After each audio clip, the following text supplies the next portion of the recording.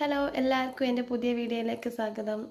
ഇനിയിപ്പോൾ തിങ്കളാഴ്ച മുതൽ 41 ദിവസം മണ്ഡല നോൽമ്പായതുകൊണ്ട് ഇന്നൊരു ചിക്കൻ കറിയും നെയ്ച്ചോറും ഉണ്ടാക്കാമെന്ന് വിചാരിച്ചു. ആദ്യം ബിരിയാണി ഉണ്ടാക്കാമെന്നാണ് വിചാരിച്ചത്. പിന്നെ വിചാരിച്ച എന്നും ഇടയ്ക്കിടയ്ക്ക് ബിരിയാണി ഉണ്ടാക്കുന്നതുകൊണ്ട് ഇന്നൊരു മാറ്റം വരുത്താൻ വിചാരിച്ചു. ഇന്നിപ്പോൾ നെയ്ച്ചോറും ചിക്കൻ കറിയാണ്. അപ്പോൾ ആദ്യം നമുക്ക് ചിക്കൻ കറി ഉണ്ടാക്കാൻ വെച്ചു. ആദ്യം ചിക്കൻ കറി ഉണ്ടാക്കി നെയ്ച്ചോറ് പിന്നെ വേഗം ആവുമല്ലോ. അങ്ങനെ ഉരുളക്കിഴങ്ങ് ആദ്യം നന്നാക്കാമെന്ന് വിചാരിച്ചു. ആദ്യം ഞാൻ ചിക്കൻ കറിയിൽ ചില ചിക്കൻ കറിയിലൊന്നും ഉരുളക്കിഴങ്ങ് ഇടാറില്ല.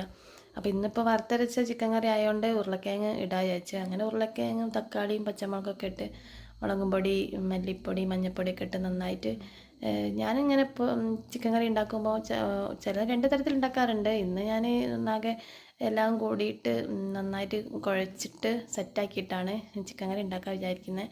ഇങ്ങനെ ഉണ്ടാക്കുമ്പോൾ ചിക്കൻ കറിക്ക് ഒരു ടേസ്റ്റ് ഉണ്ടാവാറുണ്ട്. പിന്നെ മാത്രമല്ല ഇങ്ങനെ ചിക്കൻ കറി ആകുമ്പോൾ വേറെ പണിയൊന്നുമില്ല, ജസ്റ്റ് ഒന്ന് നന്നായി മിക്സ് ചെയ്ത് വെച്ചാൽ മതി. പിന്നെ അതിനാവശ്യത്തിലുള്ള തേങ്ങ വറുത്തരച്ച് അപ്പോൾ 2 വിസിൽ വന്നിരിക്കുന്ന ചിക്കൻ, അങ്ങനെ ചിക്കൻ നന്നായി വെന്തുണ്ട്.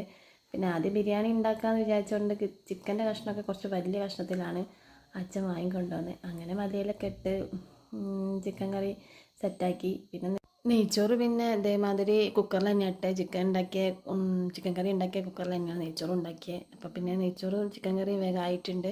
അങ്ങനെ ഇന്നത്തെ ഞായറാഴ്ച നെയ്ച്ചോറും ചിക്കൻ കറിയാണ്. ഇനിയിപ്പോൾ അടുത്ത നാളെ മുതൽ ഇനിയിപ്പോൾ നോൽമ്പാണ്, ഇനിയിപ്പോൾ എന്നും പച്ചക്കറിയാണ്. അപ്പോൾ ഇന്ന് പിന്നെ ചിക്കൻ ആക്കാൻ വിചാരിച്ചു.